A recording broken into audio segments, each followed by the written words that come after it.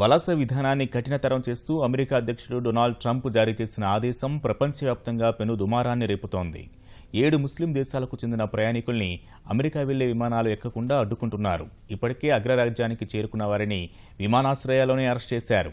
ఈ పరిస్థితికి కారణమైన ట్రంప్పై వివిధ దేశాల అధినేతలు మండిపడ్డారు.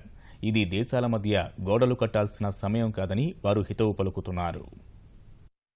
ఎన్నికల హామీల అమల్లో భాగంగా అమెరికా అధ్యక్షుడు డొనాల్డ్ ట్రంప్ జారీ చేస్తున్న ఆదేశాల పట్ల ప్రపంచవ్యాప్తంగా తీవ్ర వ్యతిరేకత వ్యక్తమవుతోంది. ఉగ్రవాదులను అగ్రరాజ్యం దరిచేరకుండా చూసే లక్ష్యంతో వలస విధానాన్ని కఠినతరం చేయడం పెను దుమారం రేపుతోంది. ముస్లిం దేశాలైన Iran, Iraq, Syria, Sudan, Libya, Yemen, Somalia నుంచి అమెరికాకు రావాలనుకునే వారిని నిశితంగా పరీక్షించాకే తమ దేశంలోకి అనుమతించేలా వలస విధాన నిబంధనల్ని ట్రంప్ కఠినతరం చేశారు. సిరియా శరణార్థుల్ని అమెరికాలోకి ఎట్టి పరిస్థితుల్లో అనుమతించేది లేదని తేల్చెప్పారు. ఇందుకు సంబంధించిన ఆదేశంపై శనివారం ట్రంప్ సంతకం చేసిన కాసేపటికే ప్రపంచవ్యాప్తంగా అలజడి రేగింది. ముఖ్యంగా ఆంక్షలు విధించిన 7 ముస్లిం దేశాలకు చెందిన పౌరుల పరిస్థితి అగమ్యగోచరంగా తయారైంది. అమెరికా వెళ్లేందుకు విమానాశ్రయాలకు వచ్చిన వారికి అనూహ్య పరిణామం ఎదురైంది. ట్రంప్ ఆదేశాల నేపథ్యంలో వారిని కనీసం విమానం ఎక్కేందుకైనా విమానయాన సంస్థలు అనుమతించడం లేదు.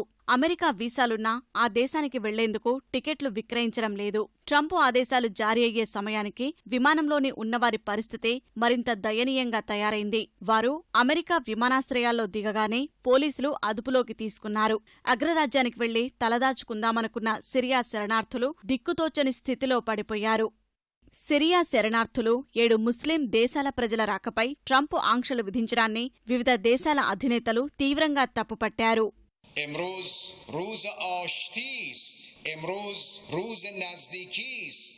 همزیستی مسالمت آمیز است.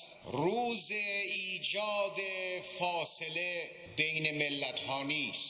امروز زمانی نیست که بین ملت‌ها دیوار کشید.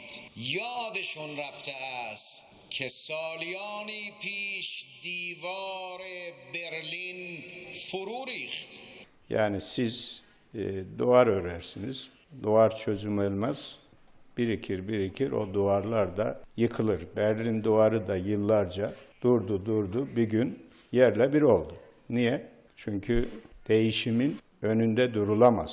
Değişimi yakalamak lazım ve bölgesel sorunları halının altına süpürmekle sorunları çözemeyiz. ప్రపంచవ్యాప్తంగా శరణార్థుల సంక్షోభం నెలకొన్న వేళ ట్రంప్ తీసుకున్న నిర్ణయంపై అందరూ ఏకమై స్పందించాల్సిన అవసరముందని ఫ్రాన్స్ అధ్యక్షుడు ఫ్రాంకోయిస్ హోలాండ్ అభిప్రాయపడ్డారు. పశ్చిమ ఆసియాలో అంతర్యుద్ధం తర్వాత శరణార్థులకు ఆశ్రయం కల్పించడంలో ఐరోపా తన వంతు బాధ్యత నిర్వర్తిస్తుంటే ట్రంప్ మాత్రం అందుకు నిరాకరిస్తున్నారని మండిపడ్డారు. జాతి మతానికి అతీతంగా శరణార్థులకు స్వాగతం పలికే అమెరికన్ సంస్కృతిని కొనసాగించాలని ఐరాస కోరింది. ట్రంప్ నిర్ణయం దిగ్భ్రాంతి కలిగించిందన్న మానవ హక్కుల పోరాట సంస్థ ఆమ్నెస్టీ ఇంటర్నేషనల్ తక్షణమే ఆ ఆదేశాల్ని వెనక్కి తీసుకోవాలని డిమాండ్ చేసింది. ట్రంప్ ఆదేశాల నేపథ్యంలో టెక్ దిగ్గజం గూగుల్ అప్రమత్తమైంది. విదేశీ పర్యటనలో ఉన్న ఉద్యోగులు తక్షణమే అమెరికాకు తిరిగి రావాలని ఆదేశించింది. ఈ మేరకు ఉద్యోగులకు ఈమెయిల్ పంపిన Google CEO Sundar Pichai Trump నిర్ణయాన్ని విమర్శించారు. ఇతర దేశాల్లోని ప్రతిభావంతులు అమెరికాకు వచ్చేందుకు ట్రంప్ నిర్ణయం అడ్డంకిగా నిలుస్తుందని వ్యాఖ్యానించారు.